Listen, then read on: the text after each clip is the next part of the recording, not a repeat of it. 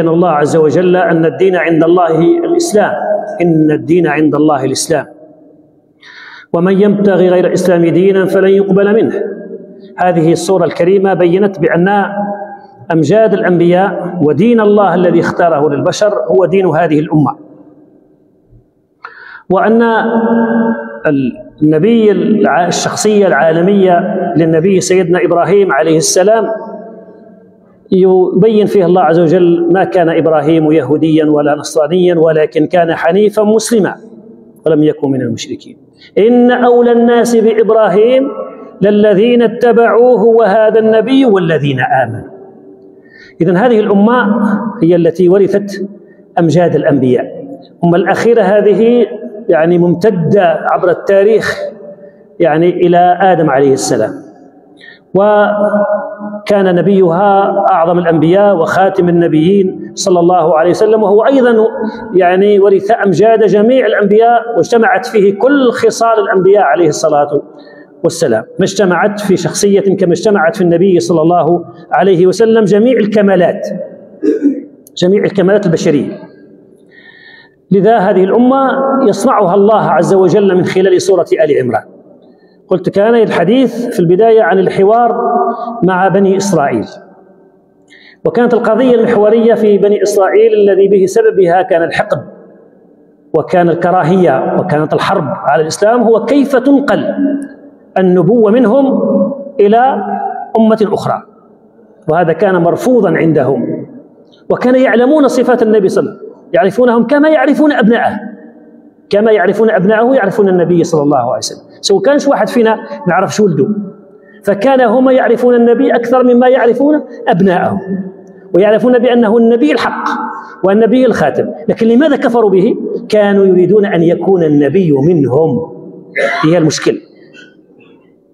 النبي منهم هذا الله عز وجل كما ذكرنا الآية في الدرس الماضي، الله عز وجل يبين بأن هذا ملكه وهو يجتبي ويختار ما يشاء. قل اللهم مالك الملك تؤتي الملك من تشاء وتعز يعني تؤتي الملك من تشاء وتنزع الملك ممن تشاء وتعز من تشاء وتذل من تشاء بيدك الخير إنك على كل شيء قدير. هذا ملك الله وهذا خلق الله، يختار الله عز وجل لأن يعني يختار ما يشاء سبحانه وتعالى. فهذا لماذا يكون منهم؟ ثم أمر الآخر إن الاختيار بحكمة، حكمة أن يكون للأمم المختارة خصائص، هم تجردوا من تلك الخصائص التي تؤهلهم تجردوا منها، فلا بد من أمة أخرى جديدة تحمل خصائص ميراث النبوة. كانت هذه الأمة الأخيرة. كان هذا، والسورة حذرت من أشياء كثيرة، ومن بين ما حذرت من دسائس اليهود، ومن خاصة الأساسية التفريق بين المؤمنين، ذكرتها تفريق في الأمة من بين المصائب الكبرى التي يعني يصابها هي أن يكون بأسها بينها شديد، أن تفترق، أن تتقاتل فيما بينها، لا تكون وحدة واحدة، المفروض أن تكون أمة واحدة. لكن من بين المصائب الكبرى، وذكرت مرة يعني مرار الحديث هذا، بأن النبي صلى الله عليه وسلم سأل ربه ثلاث أسئلة، فأجابه باثنين ولم يجيبه في الثالثة. قال له يا ربي معناها أن الأمة هذه لا يأتي عليها مصائب يعني مصائب قدرية هكذا تستأصلها، ولا يأتي أيضا عدو من خارجها فينهيها. فالله أجابه على هذا، يعني الأمة هذه ستبقى يعني مستمرة، ولا يمكن أن تأتي كارثة من الكوارث الزمن الماضي كعاد أو ثمود كذا أبدا. لكن قال أن لا يكون بأسها بين شد، قال لا، ربي لم يعطيه هذا. هذه ليهم هما، حب يتوحدوا، حب يقتلوا بعضهم، هذه موكلة إليهم، هذه إذن موكلة إلينا. ولذلك الصورة الكريمة هذه تضمنت هذا المعنى. وحب نخرج من اليهود، ولكنني باش ندخل في النصارى، ولكن لابد من الإشارة إلى هذه النقطة. وهذا الذي حدث في عهد النبي يحدث الآن لنا، وإحنا عندنا أشد في هذا الزمن، وأنا عايشين الواقع. سورة آل عمران كأننا نعيش اليوم، كأنها تتنزل علينا اليوم. فقط احنا ما حابين ننبهوا أننا لابد أن نقرأ القرآن من جديد. هذه الدروس السابقة، لا بد من قراءة القرآن من جديد بصورة جديدة، نقبل عليها على أنه يحدثنا القرآن الكريم ويوجهنا رب العالمين، ليس كتابا مقدسا فقط، يعني نقرأه في أوقات مناسبة ونتبرك به وأنه القرآن ونحفظه. هذا ما هكذا أنزل القرآن، ما لهذا أنزل. لذلك أيها الإخوة لما كان أحد كبار اليهود وقد شاخ وكان كبيرا وكان عالما وكان يعرف أنساب الناس ويعرف خصائص الناس ويعرف طبائع البشر، مر بجماعة من الأوس والخزرج كانوا متحدين وكانوا منبسطين في مكان، يضحكوا متجمعين على الخير ومبسوطين يعني مع بعضهم، فغاضه ذلك فبدأ يتحدث. جلس إليهم بدأ يتحدث، وبعد هو كان حافظا للأشعار وكان العرب ديوانهم هو الشعر، ديوان العرب الشعر، فجاب بيت من هذا فرد عليه الآخر بالشوي حتى ولوا يعني قلنا هذا، وبذكرهم بالأيام الماضية وذاك يقول لقد قلنا فيكم هذا البيت، وبدأت بالشيء حمى الوطيس غلى الدم حتى وصل بهم الأمر إلى أن يتعاهدوا. قالوا كما نقولوا احنا البر، تلاقوا البر، وصلت بهم قالوا عند الحر نلتقي، فأخذ كل واحد يريد أن يأخذ سيفه ليعيد فخرج النبي صلى الله عليه وسلم، وفي رواية خرج يعني يجر ثيابه، يعني مفزوع النبي صلى الله عليه وسلم، قال أبي دعوى الجاهلية وأنا بين أظهركم. تفريق بين الناس. لذلك أنزل الله عز وجل في كتابه قول الله سبحانه وتعالى: نعم يا أيها الذين آمنوا إن تطيعوا فريقا من الذين أوتوا الكتاب يردوكم بعد إيمانكم كافرين وكيف تكفرون وأنتم تتلى عليكم آيات الله وفيكم رسوله ومن يعتصم بالله فقد هدي إلى صراط مستقيم. يا أيها الذين آمنوا اتقوا الله حق تقاته ولا تموتن إلا وأنتم مسلمون واعتصموا بحبل الله جميعا ولا تفرقوا واذكروا نعمة الله عليكم إذ كنتم أعداء فألف بين قلوبكم فأصبحتم بنعمته إخوانا وكنتم على شفا حفرة من النار فأنقذكم منها. نعم كذلك يبين الله لكم آياته لعلكم تهتدون. هذه الآيات نزلت في هذه الحادثة. هل هذه الآيات نزلت في تلك الحادثة ونقرأها على أن فلان أبدا، هذه ليست قراءة القرآن. العبرة بعموم اللفظ لا بخصوص السبب. نزلت في ذلك الأحداث لأن القرآن الكريم يتنزل بالأحداث ليبقى راسخا ومحفوظا ويعالج القضايا. كذلك نحن، هذا عربي وهذا كردي وهذا تارقي وهذا قبايلي وهذا شاوي وهذا حشاني وهذا مزابي وهذا كذا، كل ذلك دعوة الجاهلية، كل ذلك دعوة الجاهلية. هذه دعوة جاهلية بأكثر ما نكون جاهليين نحن، والآن واقعنا هو واقع جاهلي. مش معناها نقول واقع جاهلي ما يفهموش يعني الناس يقولوا يدعو إلى تكفير المسلمين، أبدا ليس هذا المعنى. المعنى أننا نصاب بأمراض وفيروسات الجاهلية. التفريق، نعم، أفكار، نحمل أفكار، هذه مشكلة كبيرة. الآية نزلت هكذا في واقع بهذا الشكل، هو واقع محدود صحيح وطوقه النبي وعالجه وانتهى في وقته، لكن العبرة حتى ينزل في ذلك السبب وإن كان بسيطا، وإن كان حادثة الناس قاعدين مع بعضهم النبي صلح الأمر، لكن هذا يعطي خصائص للمجتمعات للأمم. كيف الأمة هذه؟ الأمة تؤتى من داخلها. الأمة هذه لا يستطيع أحد أبدا أن يغلبنا ويقهرنا نحن هذه أمة الإسلام. لكن إذا كان عدنا مشتت لا يرايهم، فرق تسد. هذه نظرية الاستعمار. واحد من كبار يعني قادة يعني بني صهيون ذهب إلى وزير الخارجية الأمريكي كيسنجر أو مات عم نور ولا شاه، وهذا من كبار المنظرين تاع السياسة. راح له قال له عاوننا وبالسلاح وكذا كذا. قال له وش دير بالسلاح؟ هل تستطيع أن تغلب العرب؟ لا يمكن، هذا مستحيل، لأنهم أهل حرب. وشفت الجزائريين حلف الأطلسي كامل دوخناه وحدنا وخرجنا فرنسا، كانت الدولة الأولى في العالم من الدول العظمى. لا يستطيعون. قال ماذا؟ قال فرقوا بينهم وماذا بكم تولوا عليهم أشرارهم. زوج نظري، هذه الطريقتين. الناس اللي مسلمين السلاح هو اللي يسودوا، والأمر الثاني مقسومين بعضهم، نكره بعضنا. هاك شايف واش صاير في اليمن، واش صاير في السودان، واش صاير ليبيا، واش صاير يعني من أننا يعني شجعان على بعضنا البعض، شجعان نقاتلوا بعضنا البعض. ولكن تصور لو أن الأمة تتوحد، تصور أمتنا توحد، في قوة جبارة لا يستطيع أحد أن يقهرها أبدا في الأرض، أبدا، مستحيل. أمة يقودها القرآن ومتحدة، أروح أنت أي أمة في الأرض راح تغلبها، مستحيل. ها القرآن الكريم يتنزل علينا، قل ها دسائس اليهود، وما وجد اليهود، هذا الخنجر الموجود بيننا وهذا الخلية السرطانية الموجودة بيننا إلا لتفريقنا. ومن بين من خصائصها يعني التفريق بين أهل المشرق وأهل المغرب. نشعر بأن المغاربة وحدنا والمشارقة وحدهم. هي تشوفها بالصغيرة موجودة في فلسطين، لكن تقوم بالأعمال التدميرية في تفريق الأمة بشكل عجيب. من كان وراء السودان باش ينشطر، ومن وراء وهكذا يعني مثلا واضحة، هذه مسألة واضحة للناس، إذا كان واحد مغفل، واضحة دورهم في تفريقنا. القرآن يحدثنا سورة آل عمران، والحديث هنا في المحور الأول الحديث عن اليهود كثير في القرآن الكريم، يحذرنا القرآن الكريم. ود الذين كفروا، نعم، ودت طائفة من أهل الكتاب لا يضلونكم وما يضلون إلا أنفسهم وما يشعرون. نعم، فهذا دورهم.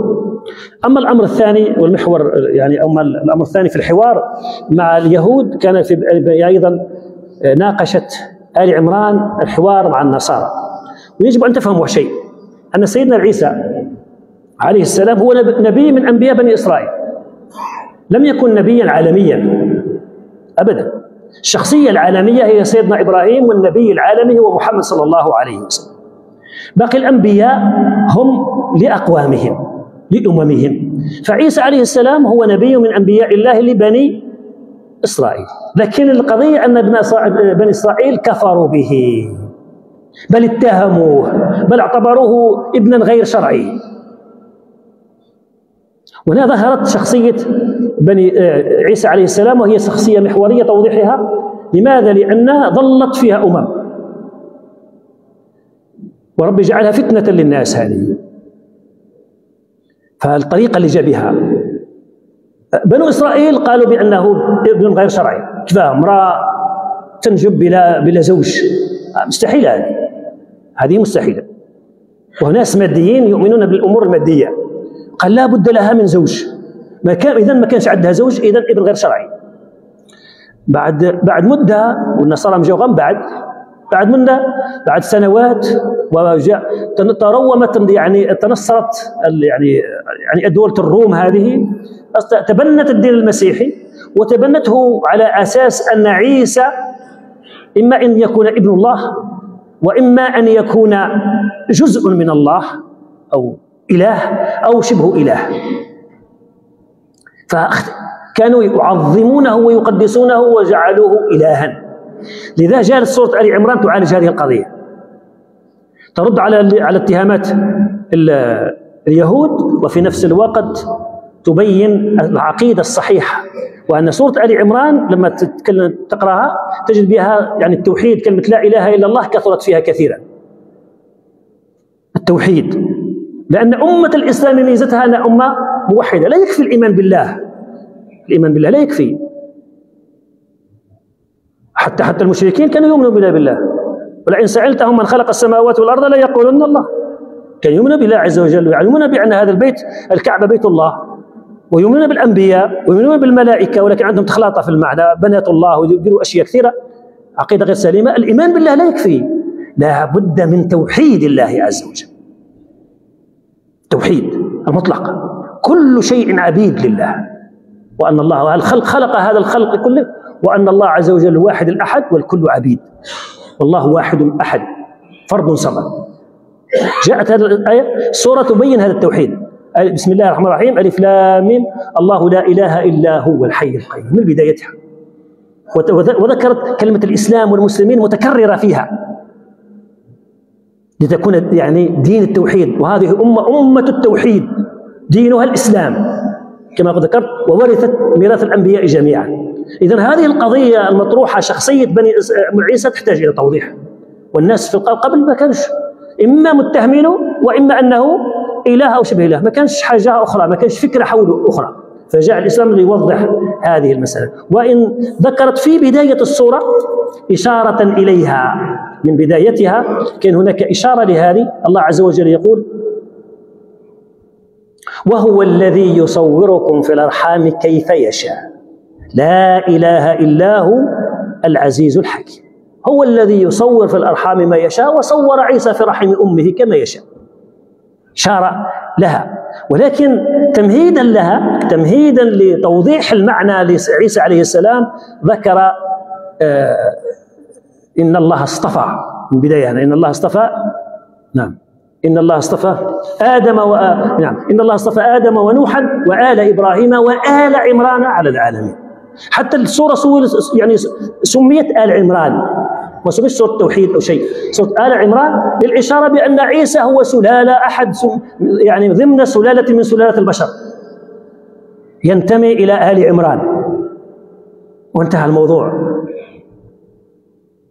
ولكن ليوضح للناس المعنى أن الله على كل شيء قدير، بدأ التمهيد لها بسيط، وهو أن مريم يعني امرأة عمران حملت كباقي النساء، فكان في بالها أن هذا الابن الذي ستنجبه، وسبحان الله استقر في ذهنها أنه ذكر، من قوة الأمل تأمل فيه أن يكون ذكرا، لأنها جعلته محررا ليكون في البيت، عابدا في البيت وعالما بالدين وشارحا للدين، وأحد يعني العباد الكبار والعلماء الكبار.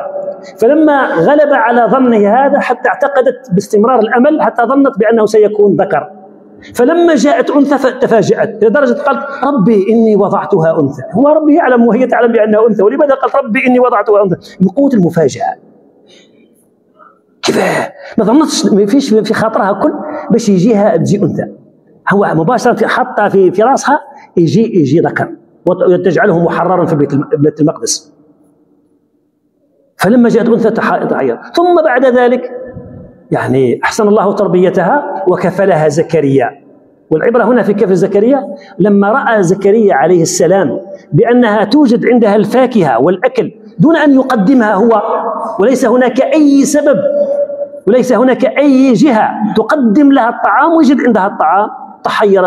أدرك أن سيدنا زكريا بأن ورأى بأم عينه خوارق العادات، خوارق العادات، وأن الله يرزق من يشاء بغير حساب، بدون أي حساب. ليس بالضرورة أن ليس الله عز وجل لا تحكمه الأسباب.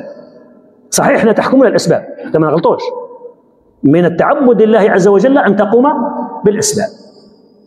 من أحد لا بد أن تعبد الله عز وجل وتقرب إليه بأسبابه، وأن تقوم أنت بالأسباب وإلا تخرب الدنيا.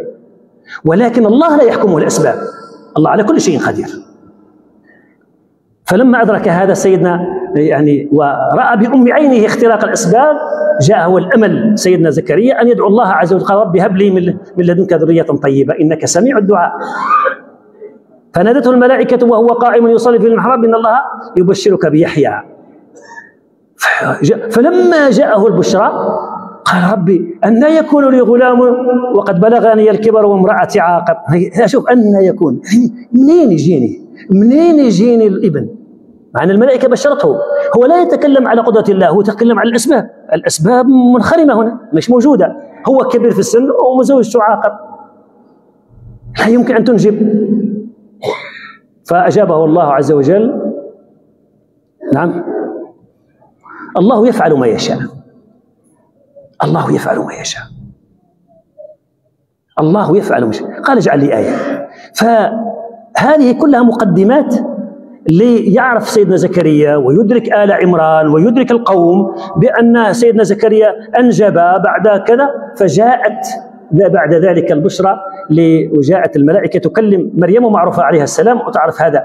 فإن زكريا عيسى ما هو إلا قدرة الله عز وجل، يفعل الله ما يشاء. ولما تحير الناس فالله عز وجل قال: إن مثل عيسى عند الله كمثل آدم. وإذا كان عيسى باش أحد يقول لهم إذا كان باش يكون واحد شبه إله، ولا واحد باش يكون إله، ولا واحد باش يكون تزعمون أنه ابن إله، فآدم أولى. آدم لا أب ولا أم، على الأقل هذا عندهم، والآدم لا أب ولا أم. فكيف تحيرتم في عيسى ولم تتحيروا في آدم؟ إذا نفس القدرة التي أتت بآدم هي القدرة التي أتت بعيسى. إن مثل عيسى عند الله كمثل آدم، خلقه من تراب ثم قال له كن فيكون. هذا قال له كن في رحم أمه، وذلك قال له كن في القدر فكان. فليس هناك أي عجب. فلما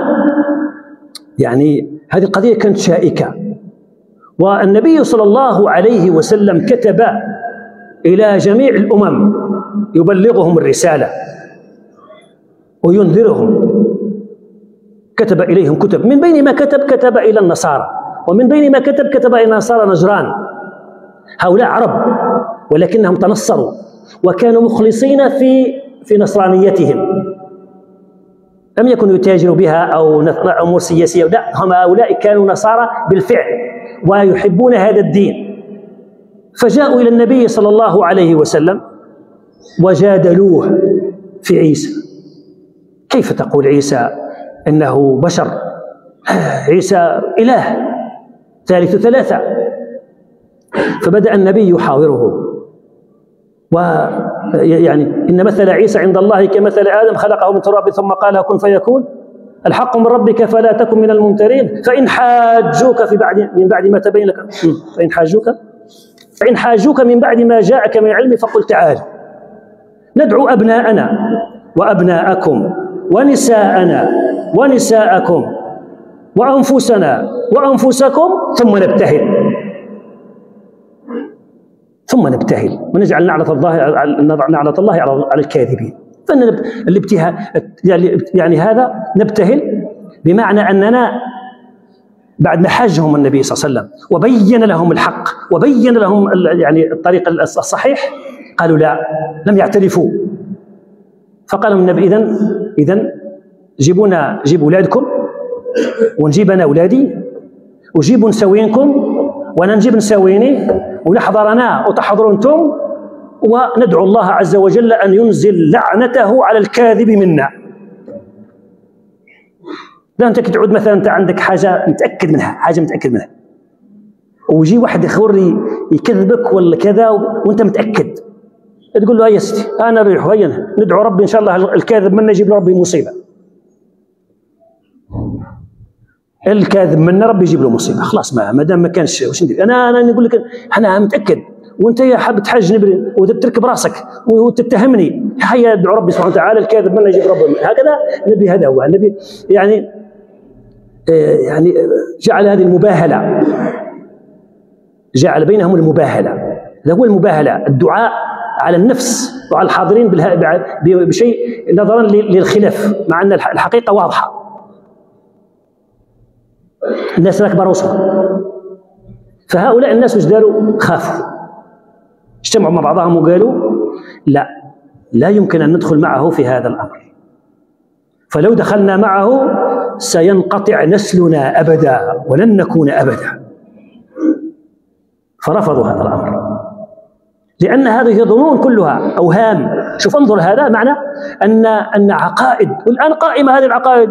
هل هي راحت هذه قصة؟ لا، وأمريكا كلها نصرانية، واليهود وأوروبا كلها نصرانية، وروسيا كلها نصرانية، كلهم هؤلاء والأمة الغالبة الآن هي النصرانية، هي اللي تؤمن بالتثليث، كلهم يؤمنون بالتثليث الآن. دعك من العلمانية والكذا، هوية الغرب هي هوية نصرانية.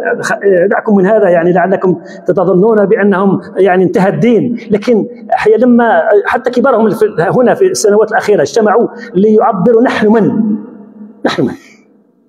تعبير، لأن الهوية شيء عظيم. خلاصة الأمر هذه أمة وشني؟